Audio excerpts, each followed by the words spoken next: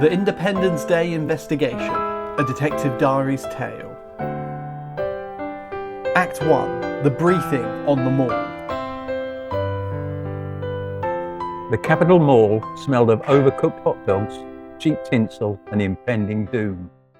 It was July the 4th, 2026. The United States of America was turning exactly 250 years old. Every politician in Washington was desperate for a slice of the historic glory, especially one man. Ronald J. Rump, currently serving his non-consecutive second term, had naturally branded the entire semi-quincentennial as The greatest birthday ever told, sponsored by Rump Towers. he had built a VIP podium twice as high as the Lincoln Memorial, forcing honest Abe Lincoln to look up at him. He wore a silk tie that reached his shins, flapping gently in the humid DC breeze. But 30 minutes before the global broadcast, his chief of staff burst into the office. His face was whiter than the Washington Monument. The centerpiece of the entire global celebration was gone. The original signed Declaration of Independence had vanished from its high security, gold-plated display case inside the presidential holding tent. Had the media get a hold of this, The chief whispered, sweating through his Brooks Brothers suit. they'll say we lost democracy before the fireworks even started. Act 2, Inside the Tent. I walked into the presidential VIP tent on the mall. The interior was a circus of gold-painted furniture, velvet ropes, and a large ice sculpture of the president wrestling a bald eagle. The president himself was pacing the plush red carpet, his orange complexion glowing like a dying star under the fluorescent lights. It's a disaster, Jim. Ronald boomed, waving his hands like an invisible accordion, his voice echoing off the canvas walls. Total disaster. The radical left the fake news. The Deep State Antiquities Department, they stole it. Beautiful parchment, the best handwriting you've ever seen, John Hancock. Tremendous signature, huge. Not as big as mine would have been, but big. We need it back in 10 minutes or the ratings for this anniversary will be lower than Jimmy Carter's, lower than The Apprentice season with Arnold. Total catastrophe. Any signs of forced entry? I asked, looking at the empty glass case sitting on the center table. None. Said the Secret Service detail leader, stepping forward out of the shadows. The log requires a retinal scan, a biometric thumbprint, and a 20-digit rolling passcode. Who has the passcode? I asked. The agent glanced nervously at the president, swallowing hard. Only the chief executive. He changed it yesterday because he said the algorithm was too biased. The new passcode is MAGA 250. That passcode is a security masterpiece. Rump interrupted, nodding sagely at his own reflection in the gold plating. Nobody could guess it. The cyber experts came to me, tears in their eyes. They said, "Sir, how did you make a password so strong? It's unhackable."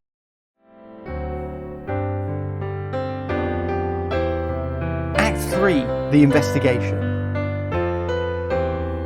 I stepped past the president and approached the empty display table. There were no signs of lockpicking, no shattered glass, but as I leaned in, I noticed a distinct greasy residue smudging the edge of the velvet lining inside the case.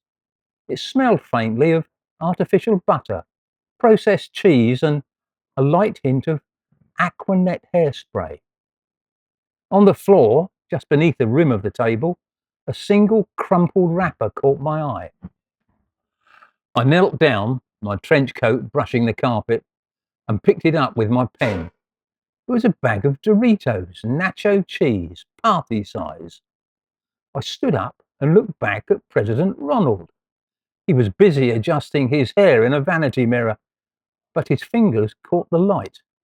They were stained a vibrant, radioactive shade of orange. Not his usual hairspray orange. This was a powdery, snack food orange. Mr. President, I said, narrowing my eyes, when did you last see the document? People are saying it was there an hour ago. Very smart people. He deflected. turning away from the mirror and fluffing his tie. But frankly, the document is overrated. Too many words, too many laws. It's got all these grievances against King George. King George, great guy, strongly denied doing anything wrong. I met him, well, a guy named George, and he was very nice to me. I was thinking of rewriting the whole Declaration anyway, making it much better. Dictator for just day one. Beautiful clause, we should add that. The people want it. The document is a federal treasure, sir, I replied dryly. And right now, it's missing, Well, look at the fake news over there. Rump said, pointing out the tent window towards the press risers. They probably took it. CNN, crooked CNN. They want the anniversary to fail because they hate America and they hate my beautiful podium.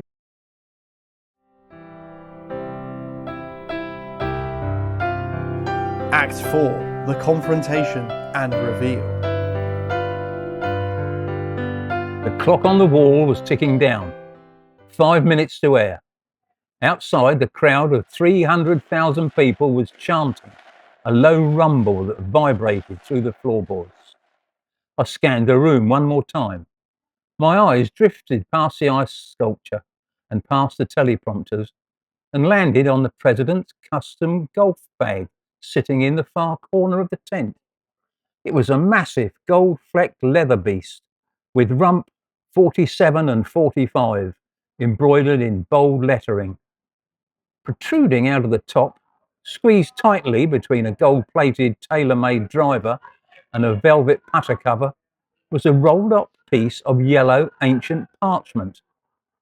I walked over, ignoring the frantic gestures of the Chief of Staff, and pulled it free from the bag. "Is this what you're looking for, Mr. President?" The document was a mess. It was covered in greasy orange thumbprints and aggressive thick black Sharpie marks. Thomas Jefferson's elegant sweeping cursive had been entirely crossed out with a single violent stroke. In its place, written in chaotic, towering capital letters across the top margin, it read, "Life, liberty, and the pursuit of total immunity." Ah, you found it. Rump clapped his hands together, completely unbothered by the desecration of history. I was just doing some light editing, product improvement, they call it in business, correcting history. Jefferson, total loser, got caught in the rain during the convention. I like founding fathers who didn't get caught in the rain.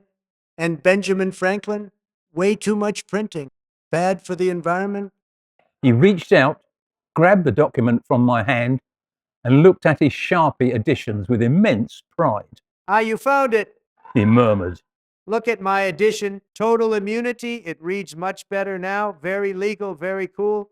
Now let's get out there. The ratings are waiting. We're going to do a tremendous speech, the biggest since Abraham Lincoln, maybe ever. I watched him stride out of the tent, the tail of his long red tie trailing behind him like a safety hazard.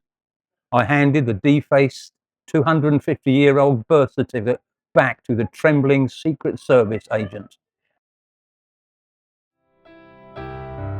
Another case closed for the Detective Diaries.